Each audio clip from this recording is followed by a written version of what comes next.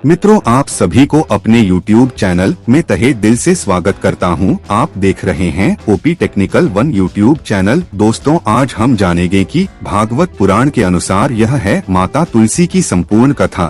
तुलसी से जुड़ी एक कथा बहुत प्रचलित है। श्रीमद् देवी भागवत पुराण में इनके अवतरण की दिव्य लीला कथा भी बनाई गई है। एक बार शिव ने अपने तेज को समुद्र में फेंक दिया था, लेकिन उससे पहले यदि आप हमारे YouTube चैनल पर नए हैं तो हमारे चैनल को सब्सक्राइब करें एवं वीडियो को लाइक और एक प्यारा सा कमेंट जरूर कर दें, क्योंकि मैं इसी तरह के ज्ञान भरी वीडियो लाते रहता हूं।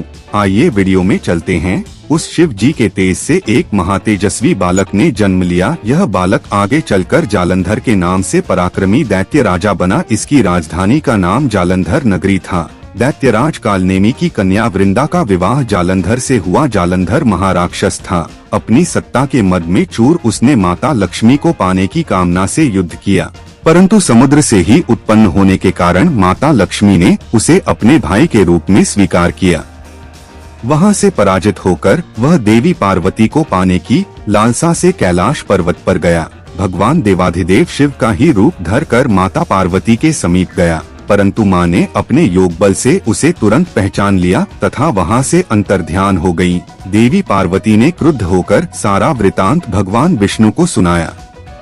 जालंधर की पत्नी वृंदा अत्यंत पतिव्रता स्त्री थी। उसी के पतिव्रत धर्म की शक्ति से जालंधर न तो मारा जाता था और न ही पराजित होता था। इसीलिए जालंधर का नाश करने के लिए वृंदा के पतिव्रत धर्म को भंग करना बहुत जरूरी था। इसी कारण भगवान विष्णु ऋषि का वेश धारण कर वन में जा पहुँचे, जहाँ वृंदा अकेली भ्रमण कर रही थी।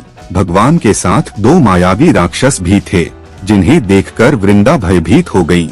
ऋषि ने वृंदा के सामने पल में दोनों को भस्म कर दिया। उनकी शक्ति देखकर वृंदा ने कैलाश पर्वत पर महादेव के साथ युद्ध कर रहे अपने पति जालंधर के बारे में पूछा। ऋषि ने अपने माया जाल से 2 वानर प्रकट किए।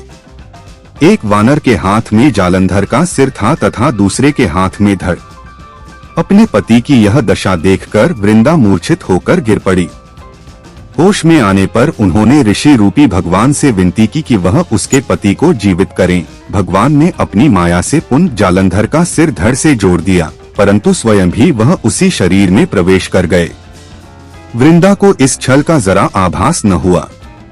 जालंधर बने भगवान के साथ वृंदा पतिव्रता का व्यवहार करने लगी, जिससे उसका सतीत्व भंग हो गया। ऐसा होते ही वृंदा का पति जालंधर युद्ध में हार गया। इस सारी लीला का जब वृंदा को पता चला तो उसने क्रुद्ध होकर भगवान विष्णु को शिला होने का श्राप दे दिया तथा स्वयं सती हो गई। जहाँ वृंदा भस्म हुई वहाँ तुलसी का पौधा उगा। भगवान विष्णु ने वृंदा से कहा, हे वृंदा, तुम अपने सतीत्व के कारण मुझे लक्ष्मी से भी अधिक प्रिय हो गई हो। अब तुम तुलसी के रूप में सदा मेरे साथ रहोगी। जो मनुष्य भी मेरे शालिग्राम रूप के साथ तुलसी का विवाह करेगा, उसे इस लोक और परलोक में विपुल यश प्राप्त होगा।